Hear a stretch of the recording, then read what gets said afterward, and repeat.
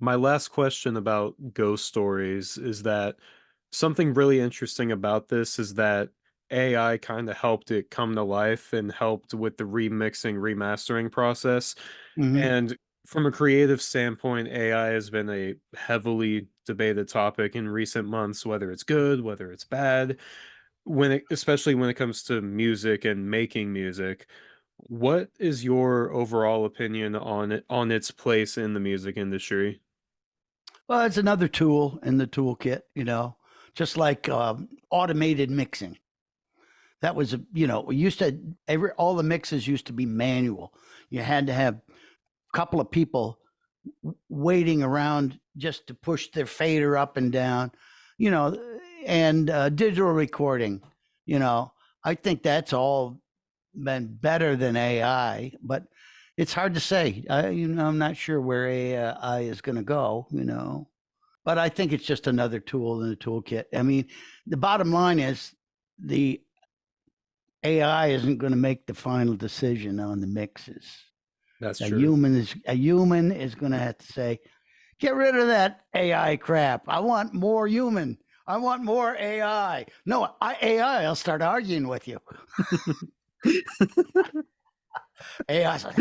Oh, are you sure you wanted to mix that way? It's kind of like science fiction. It's like, are Yeah. you sure you want to mix that bass that loud?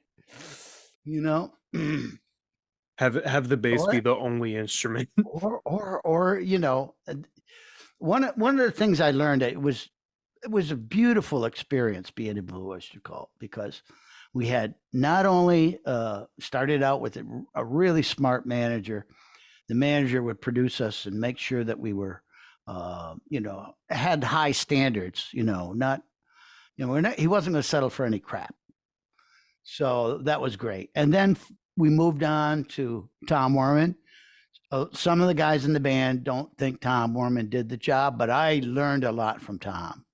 And then we had Martin Birch. Mm. Everybody loved Martin, Burning for You, Cultosaurus erectus, you know.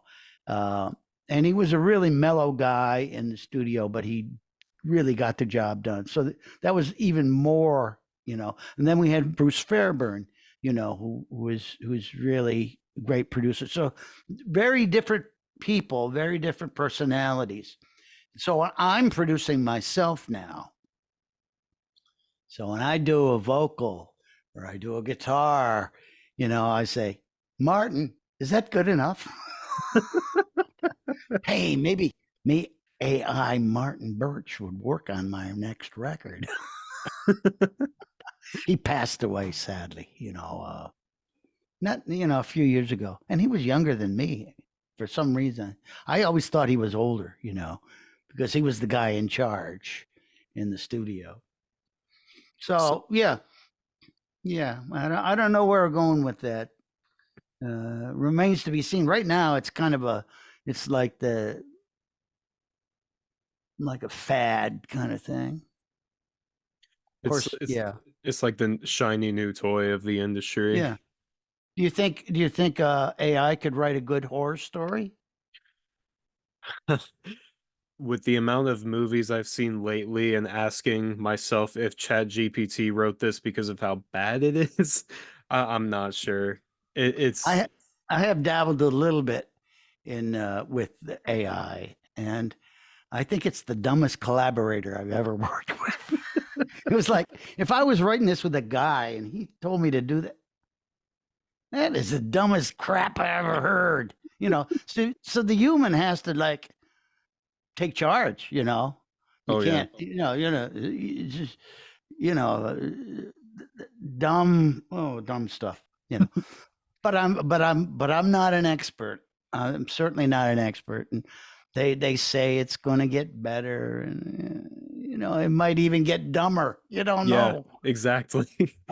I remember when ChatGPT first came out. I've never used it. I know a bunch of people who have though, and they were like, "This is the greatest thing ever." And then not like 3 months ago, it was all over the news because it was crashing and the prompts were coming out in another language, and it was like, what is happening? And it's just a matter of time before it happens again, in my opinion. Yeah.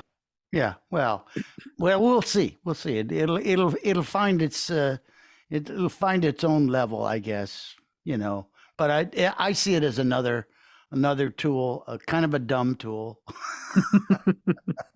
it was in the golden